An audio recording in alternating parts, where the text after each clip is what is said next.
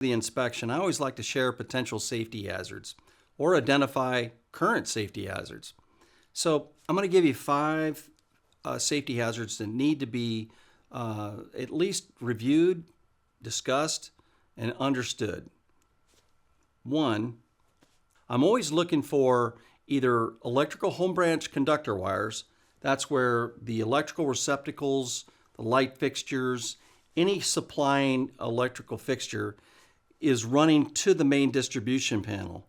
And I want to verify if the conductor wire is properly sized to the proper size breaker, and to see if there's any arcing or flashing visible heat at the breaker, and as well as just to make sure that it's properly installed. What's the installation method look like? Is there stress at the connection of the conductor wire going to the breaker itself?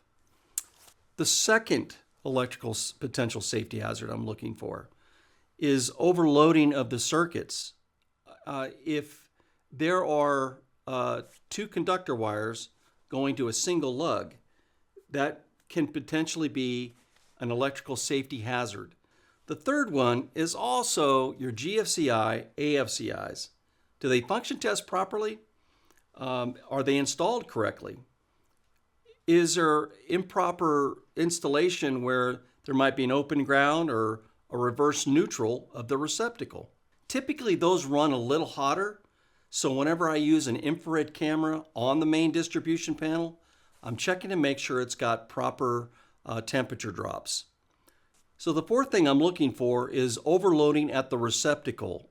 When you have two surge protectors installed and every one of the strips are filled up with a UL plugged in electrical fixture, it can draw a lot of amperage. Typically a 15 amp breaker should not exceed 18,000 watts.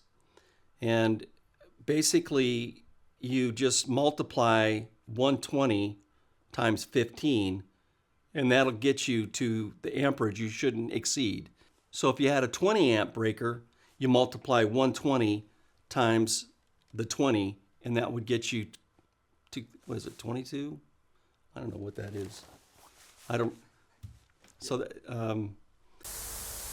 To keep it simple, you multiply a 15 amp breaker times 120 volts, and that gets you the maximum wattage you'll have for the receptacle.